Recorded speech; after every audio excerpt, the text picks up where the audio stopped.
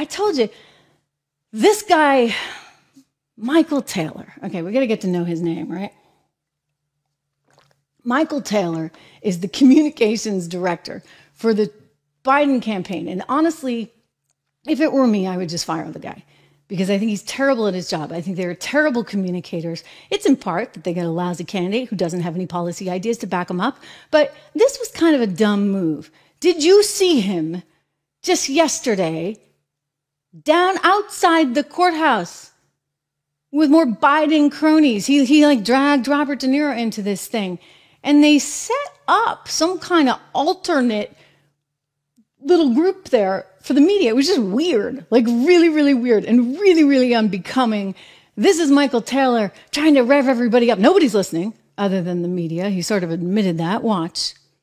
First of all, let me say this first and foremost. We're not here today because of what's going on over there. We're here today because you all are here. And so we are glad that you're all here this morning. We're here primarily because of the threat that Donald Trump poses to the United States of America and to our democracy. Yeah, that's his line, and he's sticking to it. They don't have any policy. They don't have anything else other than good versus evil. Oh, he's going to, remember that he's going to put you back in chains comment? My gosh. I mean, this is really, really, really bad. And so they show up because you know what? They can't get any media attention on their own. Think about that, guys. They can't get any attention for Joe Biden. I showed you a clip the other day of Joe Biden going through the streets of Atlanta, and there was like 2 people on the sidewalk. Now, granted, I'm going to give him the benefit of the doubt and just think that, okay, there was not a crowd there, but when Trump goes through with his motorcade, like there's tons of people out there. So I don't know. I think it's kind of ridiculous that the head of the communications operation for the president of the United States for his reelection campaign has to traipse down to the courthouse in order to actually reach the media.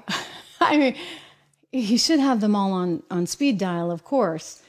But I don't think Joe or Michael Taylor are that interesting. And by the way, all they have is the same message over and over and over and over again. So they decided rather than have us say it, we're going to bring in a Hollywood actor who despises Trump. And this backfired. It's backfired spectacularly. I mean, just the fact that they did this. When MSNBC is telling you, I don't think it's a good move. Hey, you know what, Mr. Communications Director? I might want to listen. Let's go to Mika telling him this was just off. She's right. I guess I have to ask you why you decided to speak there and to have the campaign show up at the courthouse. I don't know. It doesn't feel right to me at all. Well, good morning, and thank you for having me.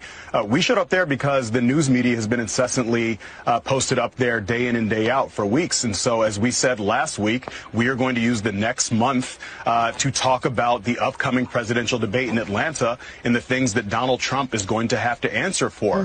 First and foremost, he's going to answer for the continued threat that he poses to our democracy, his continued embrace of political violence. And so that's what Robert De Niro and officers for known and done were speaking to down in Manhattan yesterday. They were speaking to the fact that Donald Trump still regularly embraces political violence, is calling for a bloodbath if he loses this election, and is pledging to rule as a dictator on day one. And so given that the news media is I get everything that you're saying, Michael. Michael, I get everything you're saying, and I agree with the officers who showed up and with Robert De Niro, but I'm just curious about the location. Last week, when the members of Congress showed up to support Donald Trump, I called it unbecoming of the office. They're serving the people of their district, American citizens. They're not supposed to politicize a court proceeding. And I feel the same way about the campaign. Is there any concern about the campaign getting a little bit too close to these court proceedings, and could that backfire? Any concerns? Looking back, was it a good decision? No, there's no concern. This campaign is not speaking about the substance of the trial in any way, shape, or form. What we are talking about, what we talked about yesterday, and what we'll continue to talk about, is the unique threat that Donald Trump poses to our democracy. And so a lot of the coverage as of late has been focused on the stakes for him, but we're making sure that the American people understand the stakes for them. It's all they got, right? They can't tell us what they're going to do. to actually lower inflation. They can't tell us how they're going to keep us safe. They can't tell us how they're going to reinforce our border. They can't tell us anything. They can only say he's a threat. But Americans are like, wait a second, wasn't he president for 4 years? And we emerged okay. I mean, gas prices were lower. My grocery bill was lower.